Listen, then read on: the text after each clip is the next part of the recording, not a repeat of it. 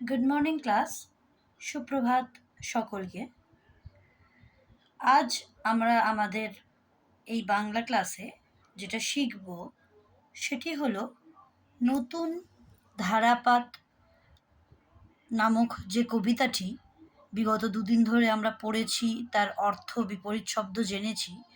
সেই কবিতারই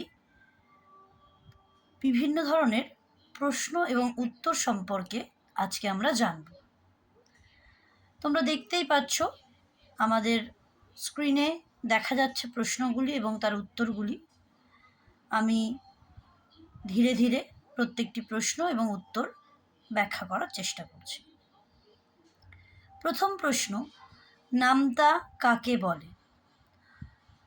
নামতা হলো গুণ শেখার কৌশল, তাই জন্য আমরা উত্তরে লিখেছি গুণ শেখার কৌশলকে নামতা বলে। দ্বিতীয় প্রশ্ন, নামতা কি কাজে লাগে?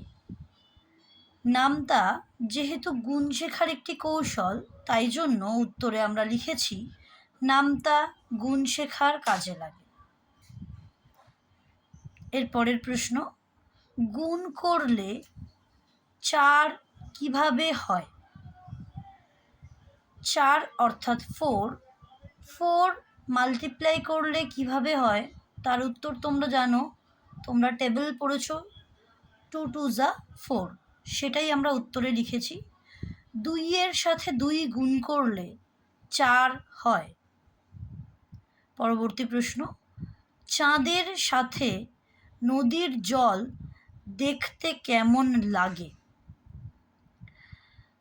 আমি যখন কবিতাটি পড়িয়েছিলাম তখনও বলেছিলাম, আবারও বলছি, কোনো চাঁদনি রাতে অর্থাৎ পূর্ণিমার রাতে যদি নদী বা সমুদ্রের ধারে আমরা থাকি, তাহলে আমরা প্রত্যেকেই এটা প্রত্যক্ষ করেছি যে চাঁদের আলো যখন নদী বা সমুদ্রের জলের উপর পড়ে, তখন সেই জলটা একদম মুক্তোর মতন ঝকমক ঝকমক করতে থাকে, তার একটা আলাদা শোভা আমরা পাই।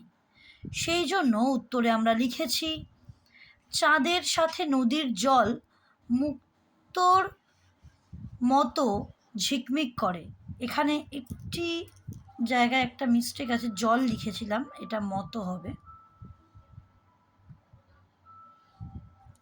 আচ্ছা, উত্তর হলো চাঁদের সাথে নদীর জল মুক্তোর মতো ঝিকমিক করে। পরবর্তী প্রশ্ন, ধারাপাত কাকে বলে?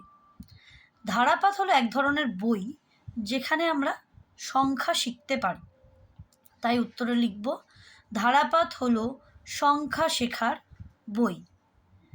এবং আজকের শেষ প্রশ্ন, বাদলা হাওয়ায় মনে কি ইচ্ছে জাগে? বাদলা হাওয়ার মনে সব কিছু শীতল করার ইচ্ছে জাগে। বৃষ্টির আগে বা বৃষ্টির পরে যে হাওয়াটা হয় সেটাকে আমরা বাদলা হাওয়া বলি, এবং এই হাওয়াটা একটা শীত অনুভূতি আমাদেরকে দেয়। তাই জন্য বাদলা হাওয়ার মানে মনে সব কিছু শীতল করার ইচ্ছে জাগে। আজকের পাঠের আমাদের এই প্রশ্ন উত্তরগুলি তোমরা তোমাদের খাতায় লিখে রাখবে। বিদ্যালয় আবার যখন খুলবে তখন আমরা এগুলি পুনঃপরীক্ষা করে দেব বা চেক করে দেব। Thank you class.